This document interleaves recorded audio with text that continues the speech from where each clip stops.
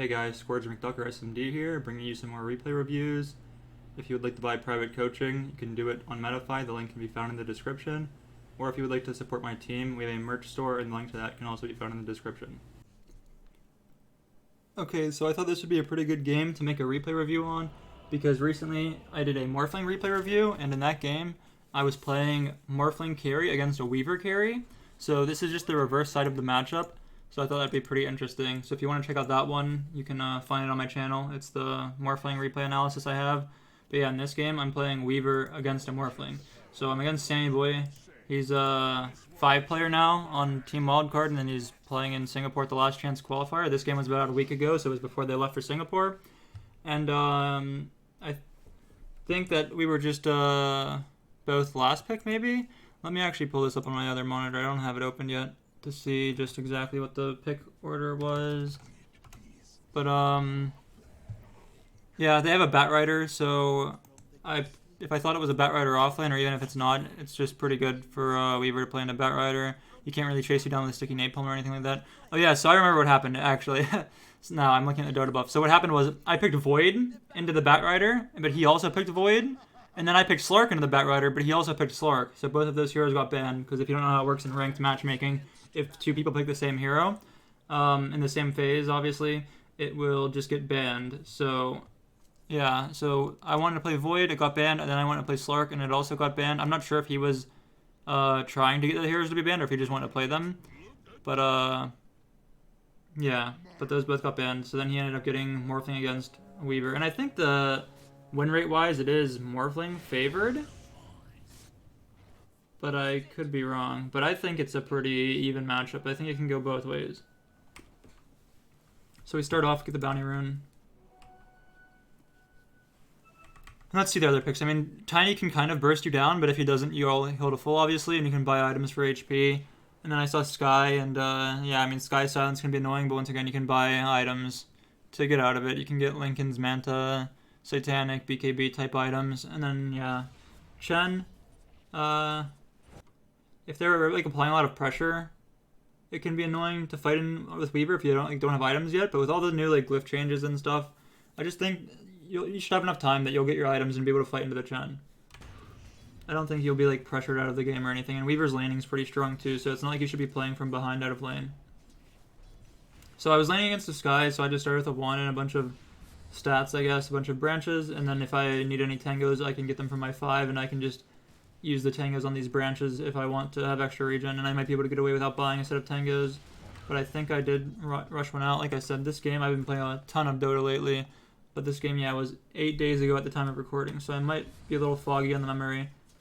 But I'll try to point things out. Looks like I did not actually send tangos. That was my teammate's courier.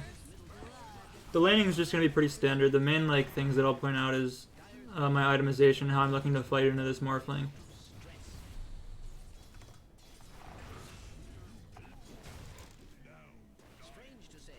Yeah, I just buy the gloves or the Band of Elven Skin for more damage. Level 3 is when you can start to play aggressive on Weaver, and here I hit level 3, and I start trying to play aggressive on him. And I get a kill for it. I don't have any regen though, so this is a bit of an odd trade. And then I actually got the kill with the bugs too. So yeah, when you're playing Weaver, your main timing is level 3. So you want to go 1-1-1. An extra point in Sakuchi only gives you 25 damage, which is a very low amount for most like nukes that you skill up. But the reason that leveling this ability up first and maxing it is good is mainly for the cooldown. But at level 1, the cooldown only goes down by, or at level 2, I mean, the cooldown only goes down by 3 seconds. And the mana cost stays the same, the duration stays the same, the fade time stays the same, and the radius stays the same. And the move speed that it gives you stays the same. So all you're really getting is extra damage and a 3-second cooldown, which isn't very impactful in the like early game. Or I mean at level 3. But if you have a 1-1-1, it's just way stronger. Sometimes you can go the Swarm and Sakuchi at level 1 and 2 and save your Geminate point for 3, just if you want to get a kill at level 2. So if you have like a Crystal Maiden and you just want to skill your QW and they skill their QW, you can kill at level 2. But normally I like to play for level 3. And ideally, I get level 3 before the enemies if they're splitting experience, and my support stays level 2. And then I'll have like 1-1-1, because then you get the extra attack on creeps, you get it on harassing, and you get it when you're attacking them when they have the swarm minus armor on them and stuff too. I think it just adds a ton of extra damage, and I like to use it to harass the enemy in lane. But yeah, so my support did end up dying, and then when he came back, I was level 3, so it's kind of like what I wanted, except that he died for it. But yeah, I'm level 3, and he's level 2, and I guess Tiny's level 3 as well because of the kill. But yeah, we just go here. I kill the Tiny. Then Sky ended up dying to the Swarm Beetle as well, so that's really nice. I get a double kill. I'm really low regen. Like I said, this game was 8 days ago. I probably should have recorded it sooner, but I was playing a tournament. But and I've been like pretty addicted to just playing pubs. I've been having a ton of fun playing a bunch of pubs lately. So my memory is gonna be a little foggy, but let's see. I get pulled tangos here. I don't end up buying any more regen, or did I send a salve or something? I'm not sure. So here's something too that I'm honestly not sure if it's ever happened in my games, which is like in the replay reviews I've done, which is really surprising because I do this all the time. So what I do here is I backpack all my stats, just so the HP regen I'm getting from the tower and the flag bearer, if there was one, which there isn't, and my tango. Once the branches come back in, I'll have like more effective HP. It's like the same concept as tread swapping. I don't want to get too into it, but yeah, the regen's just more effective when you backpack your item. So if I ever fight at a rune and I'm lose any HP at all, even if I'm not low, I always backpack my branches while I'm blocking, backpack them while I'm in the tower range, and in the tower range here for the extra regen that you get from the tower protection. So I always backpack my stats when I have regen and I'm not like using the stats, right? So if you're like last hitting and you're afraid to miss last hits or whatever, maybe don't backpack your stats. But right here, the wave's coming in, and the Tiny can't really lane because the Sky is dead and hasn't came back to the lane yet. So like these last hits are pretty much uncontested. So if I miss them, it's just me playing poorly, and it's not because I'm missing, you know, the extra 3 or 6 damage or whatever I'm backpacking. So yeah, I mean, the lane's going pretty great. We got a... Oh yeah, I remember this game. That's starting to come back to me too. So what happened in the early game was I won my lane really hard, and Morphling won his lane really hard. So it was pretty insane, actually. It was like kind of annoying, because if you're winning your lane really hard, all you really want is your other lanes to be going even, because then you're winning one lane and the other 2 lanes are even. But they were losing bottom really hard, and I was winning top really hard. And it was like kind of crazy, because yeah, like every kill I got, he got a kill as well on Morphling. And it's just like a funny game. We're both just really free for him, and just gonna come down to like I don't know, whoever plays around the team better and takes better fights. Like neither of us were playing ahead, so you really get to see like how this matchup goes, I guess. But yeah, Sammy Boy, he's a 5 player now, but he used to play carry in the DPC, and he still plays carry in a lot of his pubs. He's certainly a good carry player. He's really high rank right now as well. But yeah, so I mean, nothing too crazy is happening so far. We're getting kills, and yeah, when you pick Weaver, you normally want a support who can help you get kills. Silencer isn't really that ideal, to be honest, but it's fine and it's working out. Even though my Silencer has died a few times, we're getting trade kills, and all the kills are getting on me. It's not like he's really, yeah, I guess Creep's got one maybe, but I'm getting most of the kills. So I'm getting the last hits, I'm getting the gold, I'm getting the sometimes solo experience too, because my Silencer has been dead. So yeah, I guess the Batrider was owning too. So Batrider's owning, Morph's owning. So this is, like I said, like the complete opposite of what you want to happen when you're winning your lane really hard. You want your other lanes to just be doing like fine, like being pretty even or whatever, or slightly behind, but they're losing really hard in all my other lanes. So I see this bat diving, and this is just a really good play by me. I TP'd in, and I got the last hit on the kill too. And it looks like he wasn't on a killing spree because he did die once. He traded on one of his deaths, but I got a ton of gold there. I didn't get that much experience because it was split 3 ways, but a ton more gold for me. I'm super farmed. I have yeah, I have Treads 1 Javelin at minute 7 with 300 gold saved up. Like, oh my, I was gonna say I'd be surprised if I wasn't highest net worth, but I'm really just not, because this guy's also 4 now. And I guess he has a few more CS because he didn't have to TP away from his lane to get his kills. The kills are just getting fed to him in lane. But I mean, it's a good rotation regardless, because my Ember and my Silencer got some of the AoE experience. Maybe my Silencer even got some ant, it looks like he did. And my Ember was getting dove, so had he died, it would have been a lot worse for us overall as well. So I saved my teammate, I got a kill. And yeah, I mean, it's unfortunate this Morph's getting so many kills handed to him, but, you know, that's that. Gonna have to deal with that and just try and play well. So once again, they're going on my silencer. I mean, he's probably just playing poorly and out of position, to be honest. There's probably no way he should be 0-4. But once again, they like overextend on him. I look for this guy. I try to swarm both of them, but I couldn't get the angle right, so I just made sure I swarm this guy.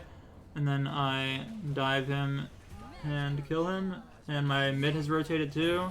So we try to go on this guy, but we missed the chains. And like I said, I didn't get the angle for the swarm, so it was pretty hard to get that kill there too. Right here, I'm just trying to take the lane back a little bit, get 2 extra camps from the, or creeps from the small camp, potentially deny a creep, and I got lucky that I was able to deny the flag bearer, and now the wave's safe under my tower, so I go back, so I didn't miss any creeps in the lane for that, and I denied a creep, and the range creep, like, de-aggroed, so that died as well, so it's fine. Shoving the lane now, I'm going to just look to shove the lane and farm the jungle, most likely, or TP to fights if they look good. Or actually, I might hit the tower because so many heroes just showed mid. Yeah, that's what I am going to do. So that's something I've mentioned in some of my other videos that I tell my coaching students. And obviously, like, nobody's perfect. And I make the mistake sometimes of not hitting the tower here. But that's just the correct play, for sure. Like, my team's getting dove. They're having a really rough time. So pressuring the buildings and pushing the waves is more important than farming the jungle camp. And, yeah, I mean, I go back and I'm able to kill the jungle camps before the spawns anyways. This might not spawn because I pulled it. But I'm doing the same thing that I just mentioned, pulling the wave back so it's safe. The reason I left at that time, too, I could have been playing aggressive still and killing this wave and hitting the tower, but the Bat Rider was now spawning. So the reason it's important to hit the towers like during fights is because they also can't really react to you. So if you're playing like Morphling or Terrorblade or yeah, Weaver, whatever, like anti-mage, normally like these like mobile carries, that's what you want to be doing. Sometimes if you're like a Terrorblade or a Medusa or a Luna with like a Manta on any of those heroes, you want to just like, or Naga, you can just send your illusions behind towers and cut waves and then hit the jungle because you don't really want to hit towers. You don't do that much tower damage and you just want to farm the waves and farm the jungle. But you want to like cut waves aggressively. You want to do something that's not just AFKing in the jungle. So yeah, I hit the tower and then they're spawning. Oh yeah, and like I think I'm not sure if I said completely what I wanted. What I wanted to say was they're distracted during it too, so the time is like free. So it's just like you're having impact on the game. Whereas just farming jungle camps only really gives yourself gold. It doesn't really like do anything else in the game. It doesn't like progress the game at all. Whereas tower damage, it does. Like killing waves does, because then waves are hitting towers and heroes have to show and stop the towers from taking damage. Where they're going to lose towers, which gives your team map control. So I mean, yeah, my game is going well. Once again, I'm 5-0-1, Morph's 6-0-1. Morph took a tower though and was playing with his channel a lot, so he has lower experience than me. But, what's CS like? Yeah, I mean, he's a bit ahead, and I had to do that TP to that mid fight. But, maybe he got a first blood or something, too. Or I guess they have the tower gold, and maybe they're getting more bounty runes. Because I am surprised that he's this much net worth ahead with only having 1 more kill and, like, whatever that was, 8 more CS or something like that. But I got my Maelstrom now, which is my farming item, so I should be able to farm quicker now. This was really unfortunate. I'm not sure what I think about this. If I'm just playing too greedy or what at this point. Let me watch it again. I mean, bat showing, bot tower's dead. Yeah, I just probably should have left this lane sooner, I guess. But it feels sad when you're winning your lane to have to like leave it, because especially when your other lanes are going this poorly. Because if I leave this lane and go bottom, they're just gonna take this top tower anyways. But, I mean, now that I died, they're still just going to take it anyways. And I fed them an extra kill, and my kill was a 5 streak, a mega kill streak. So that's pretty unfortunate. But now I'm just going to go bottom and play down here and try to pressure the Morphing out a bit. It can be a bit hard because I don't really have kill potential on him. And his team might connect to him. But, yeah, I'm playing pretty passive right now because I think his team might TP. And it does look like on the mini-map right there, I saw Bat TPing in the game. I didn't see that. That's a replay bug. But here I saw him, and I was able to run away, I believe. So that's really nice. Yeah, no, I don't know what that global is for, but my team connected and got the bat kill, so that's super good. And I mean, that's partially just from how I was playing too. Like I was scared of being bottom because we are behind and the bat is spawning and we have no towers. So if I do get gone on, it's really awkward for my team to try and connect and help me. So as you can see, I'm playing really far to the right here in the tree line. So if anything happens, I can try and fog them and run away. So the second I saw the Bat Rider, I Sakuchi'd, I ran through the trees so he couldn't get any good angles on his abilities. And I was able to run away and got a return kill from my team's reaction. So this is just super nice for us. Yeah, especially like, yeah, when we're this behind or whatever, it's really nice to get that return kill there. So now I see a lot of heroes top. Chen's pressuring is here too. Tiny could have a blink dagger at this point. He has died 3 times, but he has 5 kills, so it's a pretty high probability that he's going to have a blink dagger, especially now that they have 3 towers. And I mean, we're in a replay, I'll just check. So he does have a blink dagger, so he's smoked to the sky. But I'm pretty mobile, and I just want to play aggressive. I want to, yeah, like I'm saying, I want to cut waves so creeps hit the tower, and then I want to sort of play off the map in jungle. So I'm hitting the tower here because they're diving top, so I feel pretty safe. They got Tiny showing, like everyone's showing, so I could be farming that large camp, but I'm hitting this tower, and, you know, I'm going to miss a large camp spawn for that, but I do take a tower here. And we're down to tier 2 at minute 12, so, you know, it's really important that I am not just hitting jungle creeps while heroes are showing on the enemy team. Hopefully that makes sense. So yeah, farming, I'm looking to connect behind the enemies to my team, because we have a ward and we see heroes here, and they're just sort of, they took the tier 2 and the outpost top, so it's pretty obvious they're either going to walk into Roche or walk towards the bottom lane and try to pressure me out of bottom, or just make my team react to their dives in the mid tower or whatever, but they're not really going to stay around top. So I'm trying to connect towards the fight here at this point, because once again, I am really high net worth. I'm keeping up with the Tiny. I'm behind the Morphling now. They have 4 towers to 1. I'm not sure if he's been getting the last hits, but a lot of my kills have been solo and not grouped with my team, so I am ahead in experience. But I did have that 1 death as well. But yeah, CS-wise, I mean, he's ahead of me too. I got chased out of, I died top. I also TP'd mid, and then I got chased out of bottom for a bit. So he has, you know, a bit of a freer game so far. Because I think the big reason that his game is freer is that his mid lane also won, and they have the chance. They're getting all those extra buildings. So I Sikuchi in, Swarm, even if I get silenced, I'll die to right clicks most likely. I went to treads on strength in case. So I got another nice kill here, and this is like just, all these extra kills I get are just super nice in a losing game like this, because I'm going to need all the gold I can get to carry the game. And I may have got the solo experience in that too, let's see. Yeah, silencer wasn't in, so I got solo experience in that too. So, yeah. Doing really well in experience. Is this a mid bat? He's really only level 8? That's pretty surprising. The Tiny's higher level than him. But yeah, I'm almost level 12, so I have a really good game. The team's game, the tower situation, everything looks pretty poor, but I'm really farmed. So yeah, I mean, they're just way too strong too. Like, when you're down this much gold, you can't really, like, as a team, like, even though I'm kind of even, but I'm still behind their carry anyways. And they do have stuns, and like I said, I would need, like, items to play into their heroes. I need purges for Bat and Sky, and I need HP for Tiny. So, yeah. And they have a Chen with a ult, and he most likely has a mech. Yeah, he does. And we have, you know, a Pudge with a hood, a Nember with nothing, a Silencer with nothing. So their, like, support has a full item. Yeah, their other support has a full item too. So we have 2 supports with no items. They have 2 supports with items. So, I mean, yeah, it's just like, yeah, you can't fight them when you're this behind. So I'm looking to split push, take towers away from the enemies, and look for, like, solo kills and pick offs whenever I can. Like that Sky kill I got. So here, yeah, I mean, they do smoke with me on smoke on me with their blink dagger, and I do die. And I mean, it's hard to say if these deaths are, like, good or bad or whatever. I mean, they're not good, obviously. If I could avoid them, it is good. But, like, sometimes you need to take risks by farming creeps when you're behind. And I think these deaths are honestly fine. Like, some deaths I've, like, mentioned in some of my other videos are just really bad. But, like, I think the TA video I had, like, 2 really bad deaths. I think, like, the Bristleback video where I had the 2 griefers, I mentioned my deaths were really good because I was just playing really aggressive in lane and getting really good trades. And these deaths, I think, I mean, if you can avoid them, it's really good, right? But it's really hard to avoid, and you need to, like, play. You need to hit towers when you're behind. You need to hit waves when you're behind. You need to hit jungle when you're behind. And when you're behind like that, you are playing away from your team, and your team's going to have less towers to TP to even try and save you. So, I mean, I think these deaths kind of just have to happen, to be honest. Like, yeah, I could have probably TP'd out of top a bit sooner and lived.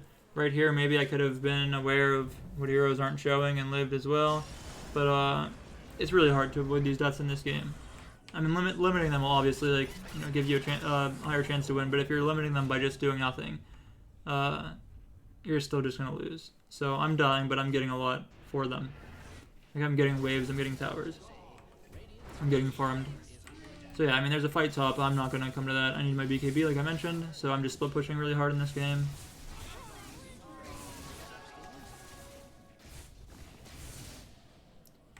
right here, I'm giving it a little more respect. I'm playing towards the tri camp instead of towards the other camps in their jungle near their outpost because of my previous death, I'm pretty sure. And here I at least have this ward to protect me a bit.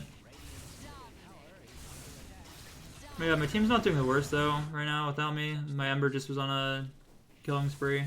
The Tiny is crazy farmed though as well. Yeah, Tiny's now ahead of me. I mean, we're certainly behind. There's not too much to say in these parts right here, but I'm split pushing. I'm keeping up my own farm.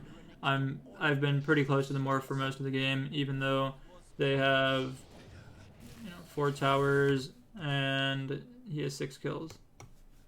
But so let's see. Yeah, so right here, I saw my Ember was coming bottom, so I didn't show on this wave because I want to bait the Tiny. Like I kind of want the Tiny to potentially go on me, but I wanted it to happen when my Ember's near. And I have my BKB now too, so I'm not as scared of dying anymore to him.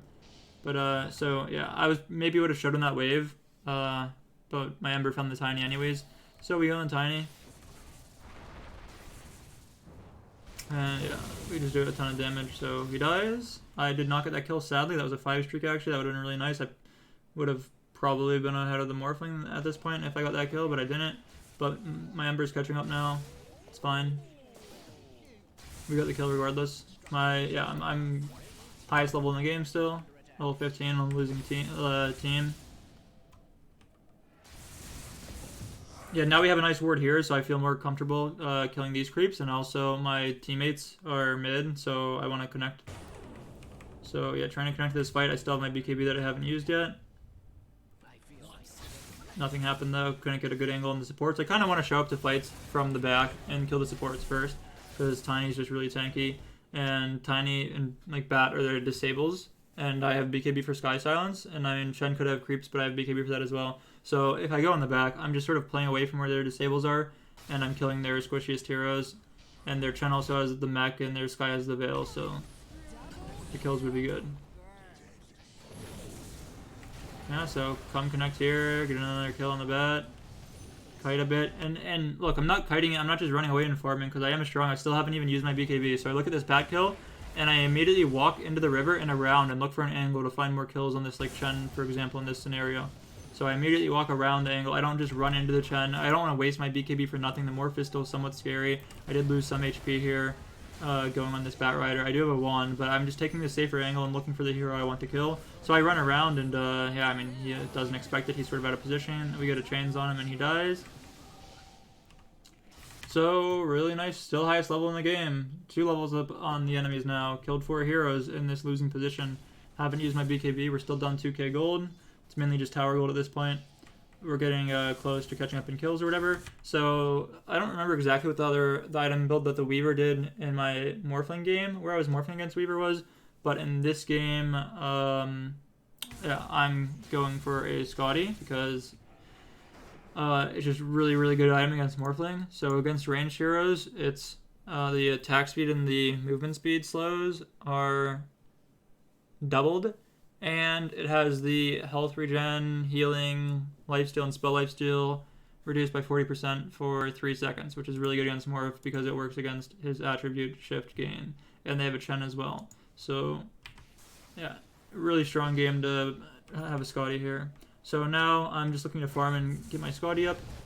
I'm actually surprised. I mean, my team has been applying some pressure without me. Like, it's not like they're just getting owned anymore. They definitely got owned in lanes, but my Ember has participated in some kills. Maybe it's just my Ember, honestly, that's doing anything. My Pudge looks pretty useless.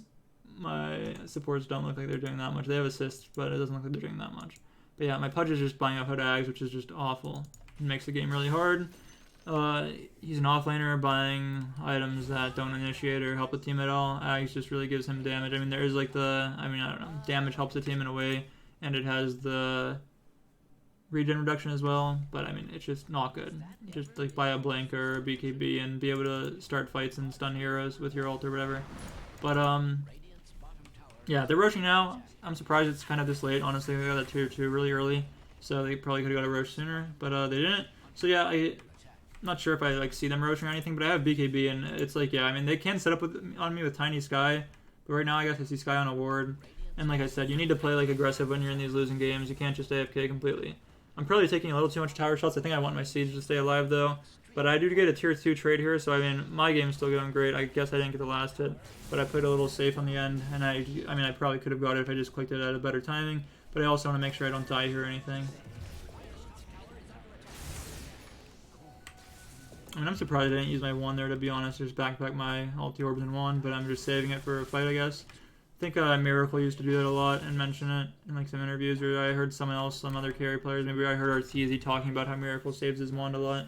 But yeah, I mean, if you can save your wand, it's good. I remember Admiral Bulldog also a long time ago saying, you know, if you're gonna die, like no matter what, sometimes it's better to save your wand for when you're alive, and it can actually have some impact. But sometimes using a wand, if it's gonna like delay them, if you can like wand and then fog them, even if you know you're gonna die, you know, if you're making a lot of space by using the wand, it could be worth it. But yeah, I mean, I have a 21 charges for the next fight. Yeah, so here I assume they're playing top, and I have BKB, so I backdoor this tower. I guess I knew they had no glyph in the game. Probably remembered them using it. They catch my silencer, I come back and kill waves. I'm playing like pretty well. I'm playing pretty aggressive. I have my Scotty now. I'm almost keeping up with the Morphin net worth when we're down so many towers, and he's 9-0, which is really impressive. I'm highest level in the game. So here, once again, look at how I'm showing up to these fights. I'm not just TPing in and fighting them head on and running into their stun heroes. I'm TPing in a way that I can find their backline and try and kill their supports.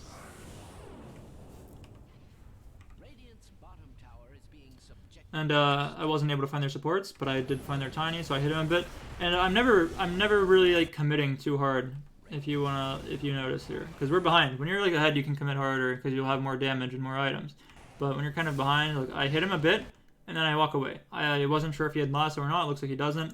I wasn't sure if this guy's spells were up or not, and they're coming up at this time as well. And I want to save my BKB for like as late as possible. So I kite away. They dust me. I switch to the bat because he's lower. I use my BKB.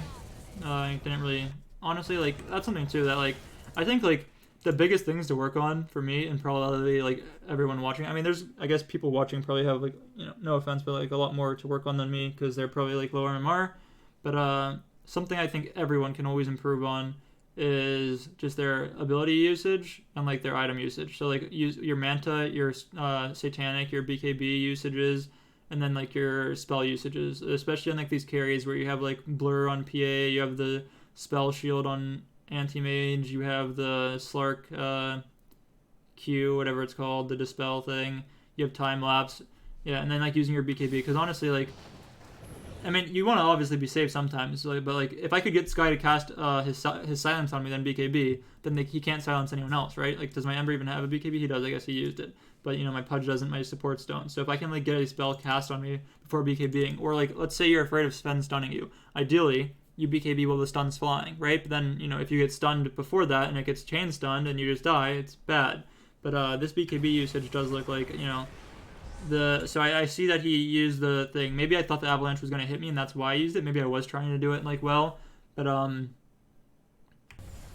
I think it was missing in hindsight. So, you know, my BKB didn't accomplish much. Like Sky has no stun. This guy, I don't think has any stun creeps or anything like that. So, like, had I gotten silence or something, then used my BKB, it just would have been, you know, better. Because then that spell was actually used and I have a reason to. Because if I can actually play this fight without using BKB, we can just look to play way more aggressive after. And this is even more important nowadays with the BKB cooldown going to 90 seconds. It used to be a lot shorter.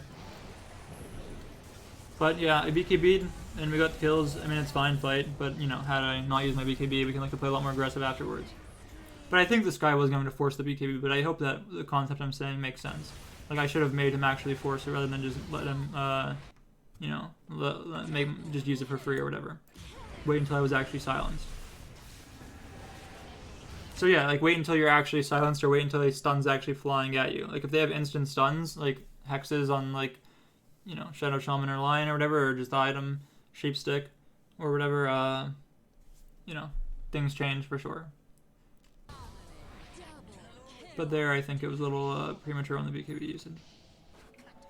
But a really good fight. I have now passed the Morphling in gold. They were high grounding with their Aegis, and they lost the fight. I'm not really sure how he died the first time, but he went on the high ground, and I came from the back line, and yeah, did pretty well. We have both outposts controlled now, and we're getting all the lanes out really good while they're dead.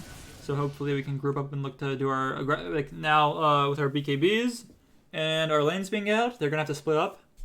So when you win a fight like this, we didn't really run any buildings. We got the outposts and we pushed the lanes in. So when they spawn, they have to split up to push the lanes back in. Because if they don't, I can split push and I can hit tier 3s, or eventually someone will have to show because creeps just hitting their tower. And we know that they're not on this side of the map if they're not killing these creep waves pretty much. So that means that we know they're up here, which means we can play down here and we can place wards like this and sit under these wards. So when you win a fight like that, pushing the waves in is really important because when they spawn, they have to split up, which will give us an opportunity to smoke and look for our own play. So now we're actually ahead in gold. Our lanes are good. We have the bot lane almost towards their tier 3 down here. So we can look to do a smoke now with our BKBs. My BKB's back up. I'm getting close to getting another item. In this game, I went for Lincoln's because of the lasso and the silence. So if I can just save my BKB for later. Oh, also, actually, I think a big reason I went for the Lincolns in this game was the morph has Ags. So I don't want to lose 20% of all of my stats and let him, use my abilities. Because I rely pretty heavily on my agility for attack speed. And, yeah. So we didn't really look for a smoke here. I'm not too sure why. Like I said, this game was 8 days ago. I think there was probably somewhat of an opportunity there, but maybe we still thought we were a bit behind, and we're just playing for late game at this point and think we're going to outscale. So maybe there was an opportunity to do a smoke there, but we didn't do it. So since we didn't do it, I'm just playing like I was before and still pushing these waves and looking for fights to TP into. I think, yeah, I looked at TP here, but it didn't look like anything was happening, so I canceled, which is like really bad if something does happen now because my TP's cooldown for a long time. I don't even have one in my inventory right now, but I probably immediately sent one back out. Or I guess I was waiting for my Lincolns, maybe. I have my Lincolns, I have no TP, but they backed, so it's fine. They didn't see me TPing, so that's fine. If they see you TPing, sometimes you might just have to commit to the TP, because if you cancel, they'll know you have no TP and they'll push the tower. But it's pretty bad, yeah, if you TP and they just back, because then you're stuck in your base in that scenario. But I TP'd in fog, so they didn't see that I had no TP, so they came down here or whatever.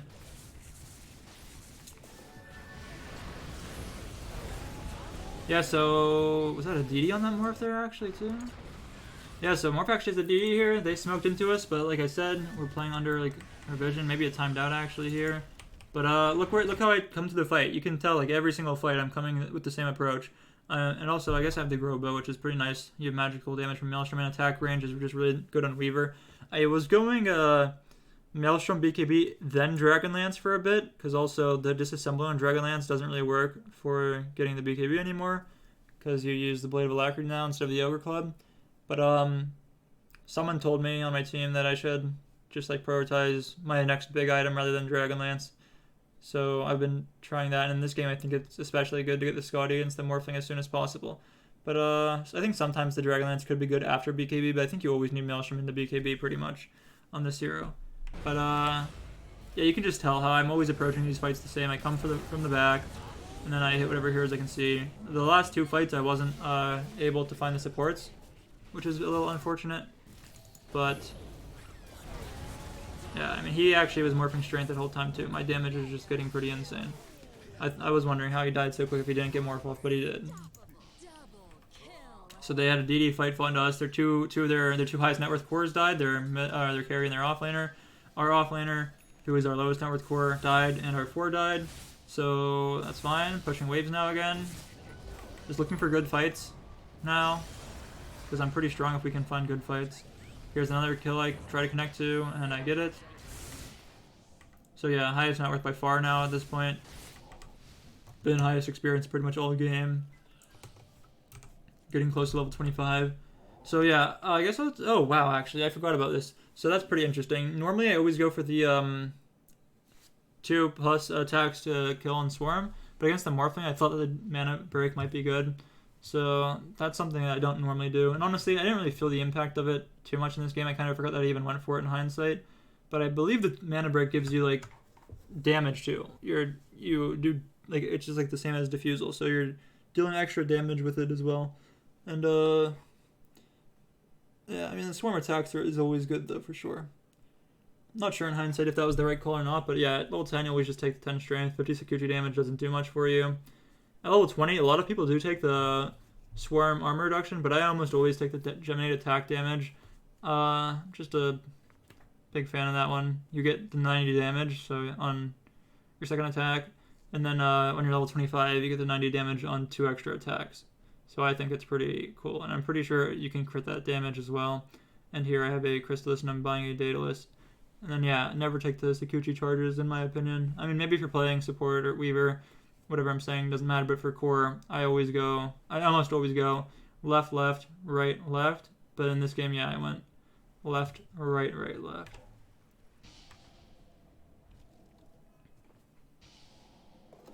So yeah, I looked for Roche since there was a dead hero. Didn't find it. Looked for just more heroes. Just running in aggressively now because I feel super strong in this game. I've been owning him, highest experience, almost level 25, highest level by far, highest net worth by a good margin at this point. And in the game, I don't know that exactly, but you can kind of feel it. I feel that I'm like really strong in this game. So I look for kills and we ran into their carry, which is just perfect.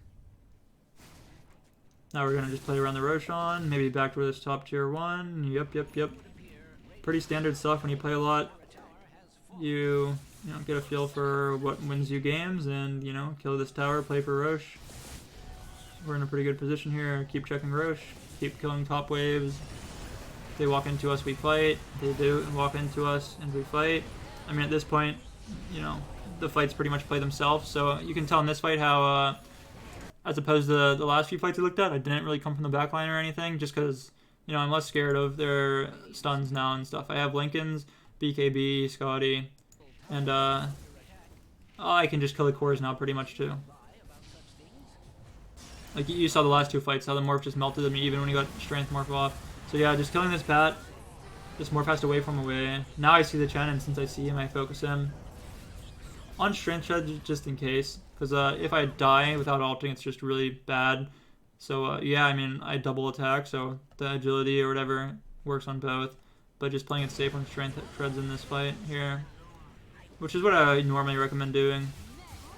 I know AUI once said it's like not worth the risk when you're hitting a tower specifically to ever be on adi treads, always be on strength treads while hitting a tower is what AUI once said. But I think it applies for fights a lot of the time too. Especially on heroes, like TB who has a Sunder or Weaver with a time lapse. So looking for this kill, not able to get it. Forced a buyback though. Got another big team fight win. Traded 4 for 1, and we got a buyback. Hitting this tier 2 because I'm not sure if Roche is up yet. I think it is up though, so I finished the tier 2 just because it's low, and then go for the Roche. The shard isn't that great on Weaver, in my opinion. Scourge puts a mark on enemies. It damages that lasts 6 seconds when Geminate attack procs. Enemies with a mark within 1200 range will also be attacked with a secondary attack. And the reason I don't think it's that good is because realistically in fights, you never really Scourge and run through heroes in the late game. It's just like you don't use the spell for damage, you use it for the mobility. And so you pretty much just attack whenever you're in attack range of them. And then, yeah. But I think that it is really good for killing creep waves though in the late game. Because a lot of times you don't want to keep your Maelstrom. Sometimes you upgrade it to a Mjolnir or a Gleipnir. But oftentimes I'll just sell it for a bigger item, a better item. And in that case, killing creep waves can be really hard for Weaver. But if you have the shard and you Scourge through the creep wave and then attack, all of the creeps will take that Geminate attack, and it's really good for killing creep waves. So I do take the shard here, I believe, just in case. Yeah, it's getting late game. Might want to get rid of my item. Just want my net worth to be insane here. Just be insanely strong. My team gets a nice kill on Sky. That's actually a dieback of his. But I just want to pressure buildings. I don't want to try and chase them and have them run away. I want to force them back here. So hitting high ground. Get a nice hook on Warpling. Yeah, my damage is insane. They have to... Or we globaled actually. Yeah, they don't have silencer, but he actually lived, surprisingly. We got a nice ice path, but it wasn't chain stunned. It was early. It was for the bat. So yeah, I guess the damage just wasn't there, but he has to go heal. Looking for this bat kill. Not able to get it. Diving pretty deep, yeah, I remember this. I think my team ends up kind of dying and I just TP out with Aegis. I'm in a really awkward position because of that dive. We're looking for the bat and we didn't get him, but we did actually end up killing that Weaver. Let's look at that again, see how the Weaver actually did end up dying. Because I thought I was diving for the bat. So the ice path was early, but it was on the bat. He gets the waveform off. Ember's chasing him. Do I click him here at all? Wow, he just died down, burn Jakiro. And I guess Silencer got the kill. Silencer did some damage.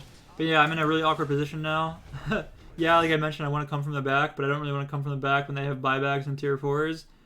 But yeah, this was just too awkward to connect back to, so I just left. We got the buyback. We still have Aegis. Look for a morph kill, and we should be able to end the game. Bat died to my Ember.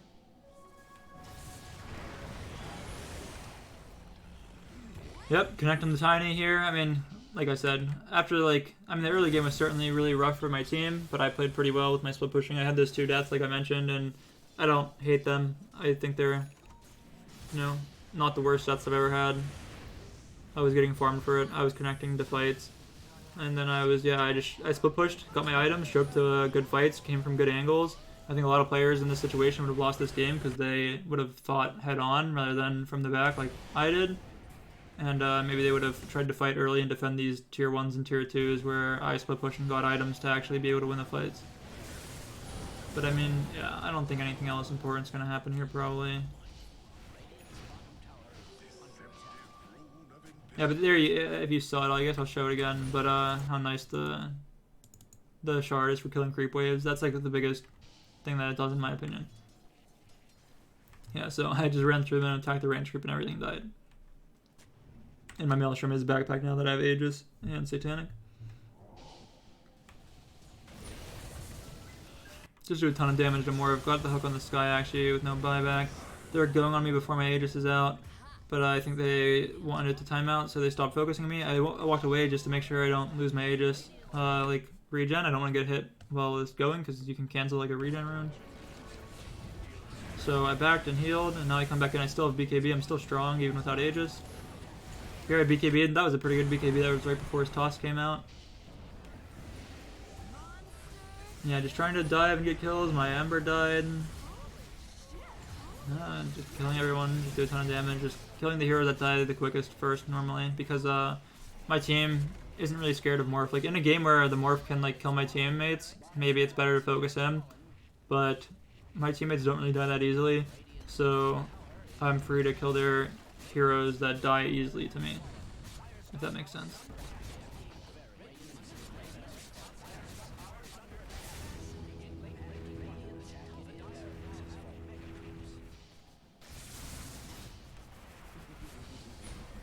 Yeah, they have backdoor now, so there's not much to do.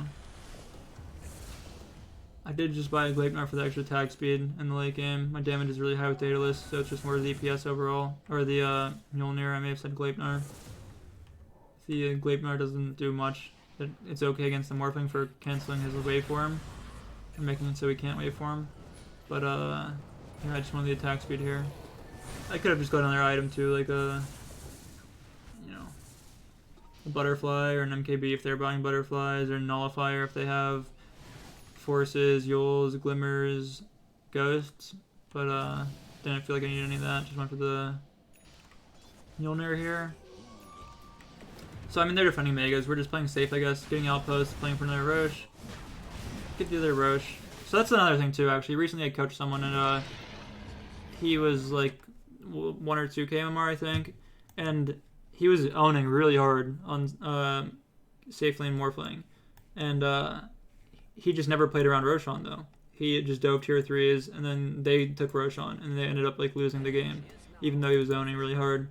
So you can see how in this game, even with mega creeps, we're just trying to secure the victory. We want to wait for the Roshan, and now it's just so hard to lose at this point, right? Like I'm 41k net worth and I have an Aegis, so like how much does a buyback cost? A buyback costs like 3,000 gold. So this is effectively however you want to look at it. You can say this is 3k more gold in my inventory, or you can say it's 41k more gold because they have to kill me twice. So we pretty much have like obviously I'm not hitting with 2 heroes at the same time. So I'm not hitting them for like 80k net worth, but they have to get through my HP twice.